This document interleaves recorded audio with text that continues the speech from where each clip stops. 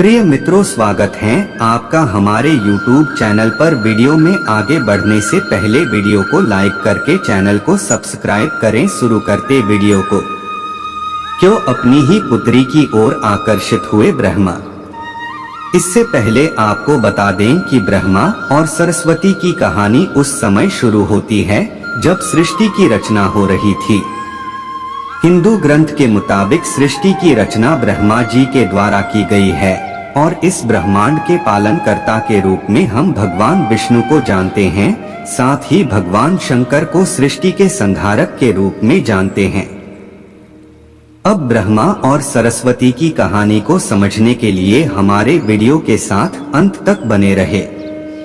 सरस्वती को विद्या की देवी कहा जाता है, लेकिन विद्या की यह देवी बेहद खूबसूरत और आकर्षक थी कि स्वयं ब्रह्मा भी सरस्वती के आकर्षण से खुद को बचाकर नहीं रख पाए और उन्हें अपनी अर्धांगिनी बनाने पर विचार करने लगे।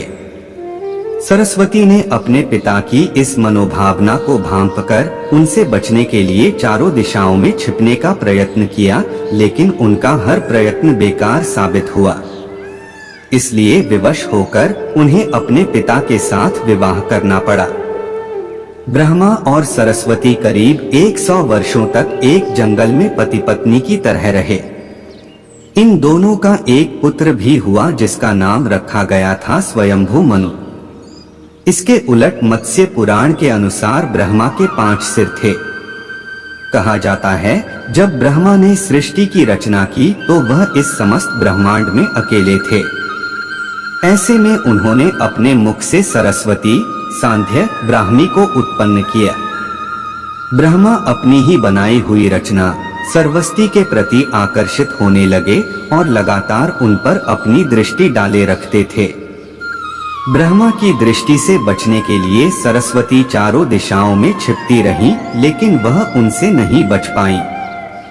इसलिए सरस्वती आकाश में जाकर छिप गईं, लेकिन अपने 5वें सिर से ब्रह्मा ने उन्हें आकाश में भी खोज निकाला और उनसे सृष्टि की रचना में सहयोग करने का निवेदन किया। सरस्वती से विवाह करने के पश्चात सर्वप्रथम मनु का जन्म हुआ।